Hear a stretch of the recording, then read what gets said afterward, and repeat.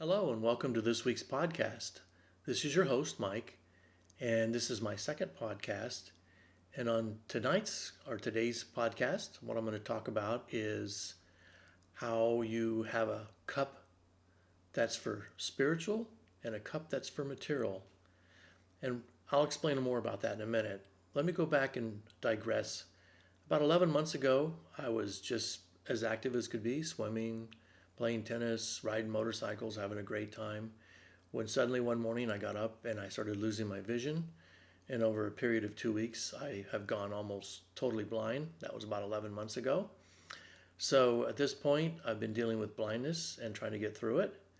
So I have a lot of time to think about things and a lot of time on my hands. So I'll sit around and contemplate the universe.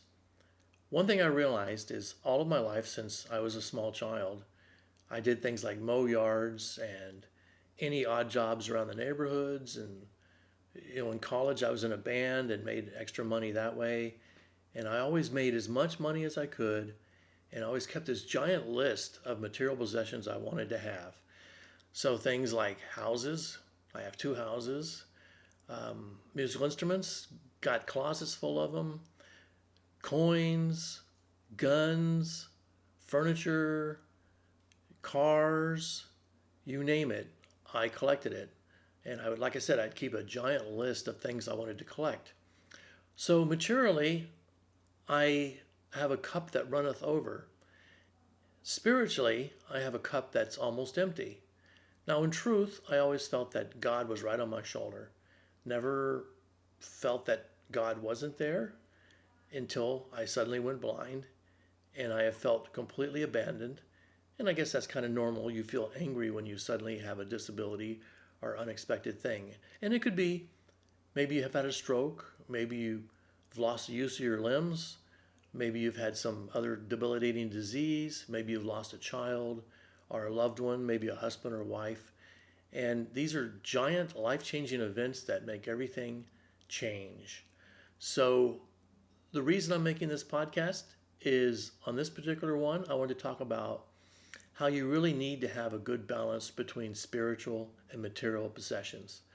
So it's fine to collect and have hobbies and do things like that. Like maybe you like to go antiquing or, shopping and you collect shoes if you're a woman or even a guy maybe. And that's all okay, but I think what I'm trying to say is you need to keep it in perspective. For me, it was an addiction.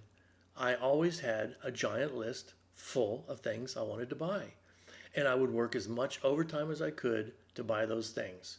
6 cars, I had 3 motorcycles, like I said, all the other things, gun collection, coin collection, you name it. And so I have found since I've gone blind, all of that stuff doesn't mean anything. Yes, I need a warm house and I need a clean bed and I need, a family that supports me and helps me get around.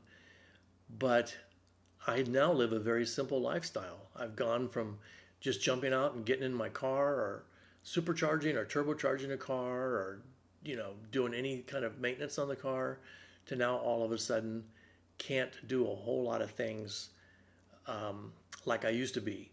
So what I want to also say is my old life is gone and it's called life A. Now I'm in a new life, life B. And in life B, again, I have all this time to sit around and contemplate the universe. And I have discovered that it was okay to work overtime and save up for vacations and things. But one thing I really missed was I didn't do things like volunteer work. I used to work for a major semiconductor company, which had ample opportunities every week to volunteer in the community, and I never took them up on it. And so that's what I'm talking about with the spiritual cup. My spiritual cup is almost empty because even though I believed in God, I didn't really practice the love and helping other fellow human beings in this universe. I was only centered on myself and my own needs. And now I've come to realize it just doesn't work that way, man. And if you are that kind of person like I was and you are faced with this major disability, it's going to take you much more, a much longer time and much more difficult time to get through it and fill up your spiritual cup. So what I'm trying to do now is actually fill up my spiritual cup. I do some volunteer work, even though I can't see what I'm doing. I work at a hospice place where I help pass out pizza, and I have the locations of the pizzas memorized, whether they're pepperoni or mushroom or sausage or whatever. I'm able to get the right pizza into the people's plates without having to really see what I'm doing.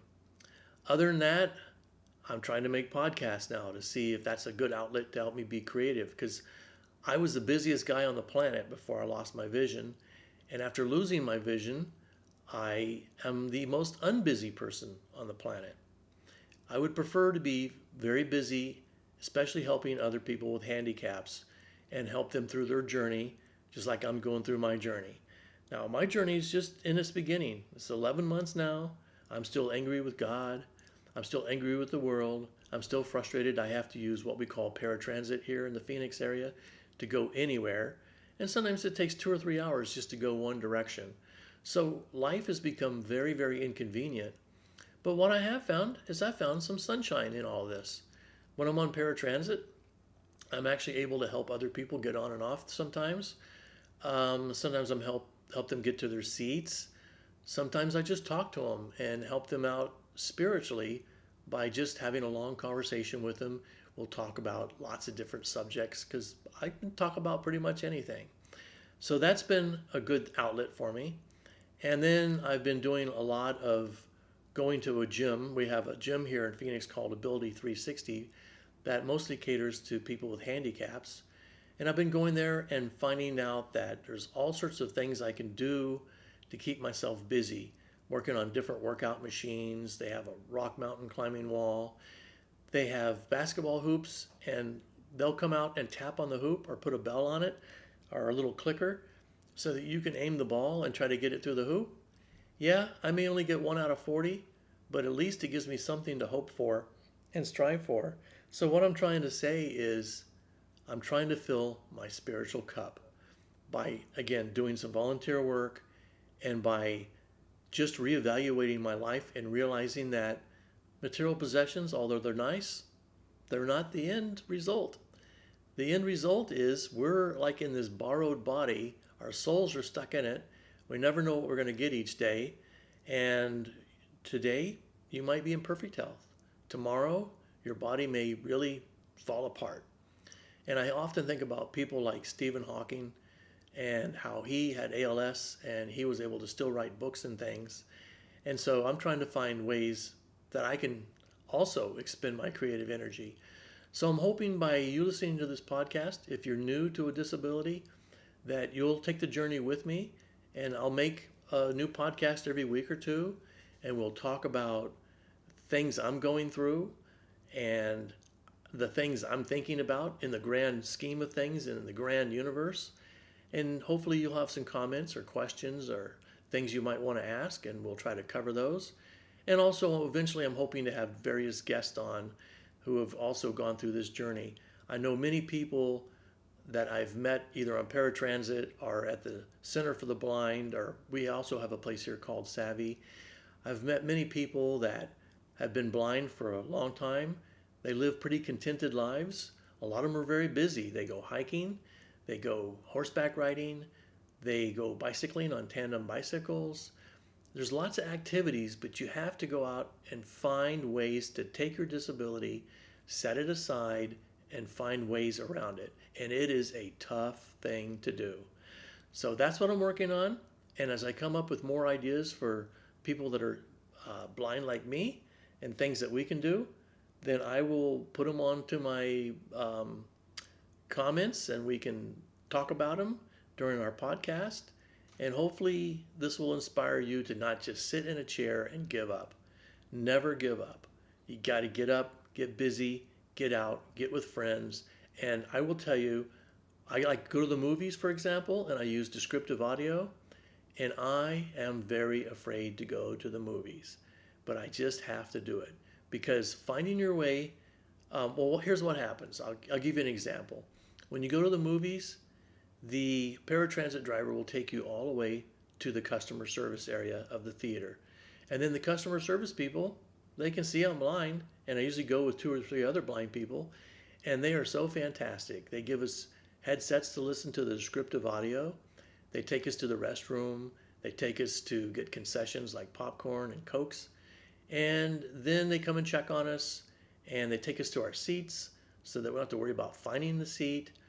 And you'll be surprised when you get out and start doing things how many fantastic people there are in this world that will do anything to help you.